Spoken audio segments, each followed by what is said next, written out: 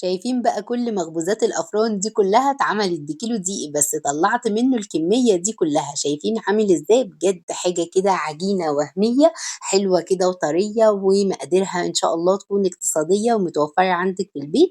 بدل بقى ما يضحك علينا في الأفران هنعمل كل الفطاير في البيت بالشكل ده زي ما انتوا شايفين. هاتي بقى كيلو دقيق ومش عايزاكي تشيلي هم لا الفطور ولا العشاء، لانك هتعملي كل المخبوزات دي. شايفين الكمية قد ايه؟ بجد الكمية حلوة جدا وهتعملي منها حلو وحادق. يلا بقى بسرعة، عايزاكم تعملوا لايك وشير كتير للفيديو ده. يلا بينا بقى على طول ندخل على المقادير وطريقة التحضير.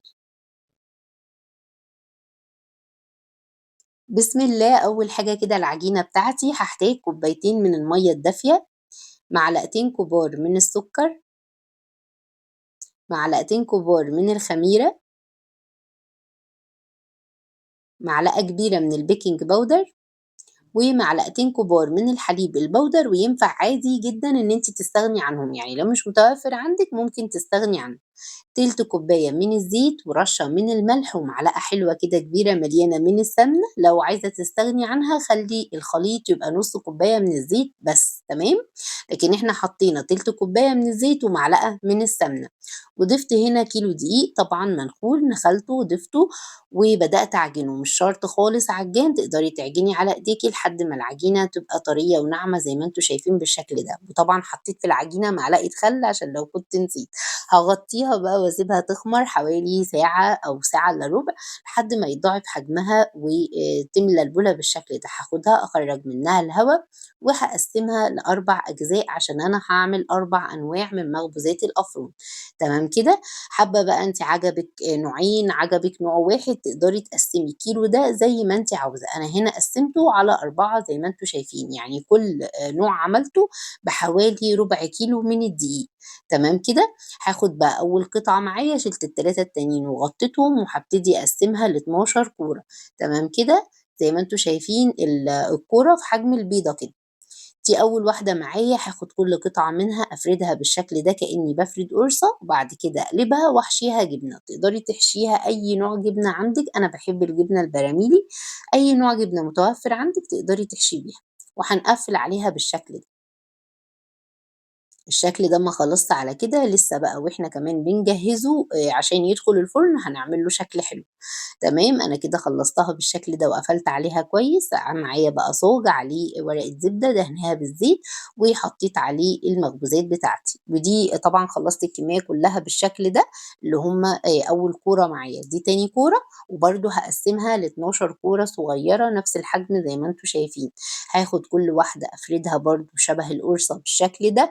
ودي هحشيها مربى، هحط لها معلقة من مربى الفراولة أو أي نوع مربى عندك زي ما انت حابة. وهقفلها بصوا من تحت كده. وبعد كده اخد الجزء التاني اقسمه على اتنين عشان تديني شكل المثلث بالشكل ده زي ما انتوا شايفين.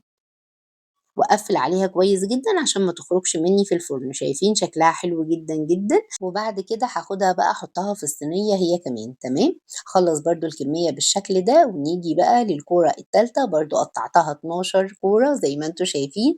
وهبتدي بقى ايه اعمل لها فتحه بالشكل ده زي ما انتوا شايفين كده عشان هحشيها نوتيلا. تمام. اهو بصوا انا ما بططتهاش على الاخر، يا دوب بس عملت لها زي تجويف كده عشان احشيها بالنوتيلا وما تخرجش منها. وابدا اقفل عليها بالشكل ده وارجعها كرة تاني زي ما كانت. وبعد كده هاروح عاطياها بقى تبطيطة بسيطة كده. ودي كده خلصت معايا. برضه هاحطها في الصينية واكمل الكمية كلها بالشكل ده. ونيجي برضه للكورة الأخيرة. برضه قطعتها 12 واحدة بالشكل ده. ودي هعملها زي كده ايه السميد. هقفلها أول كحكاية صغيرة كده، هبرمها وأقفلها وأقفل عليها من تحت كويس جدا بالشكل ده زي ما انتوا شايفين. وده هيبقى شكلها شبه الكحك كده أو السميد.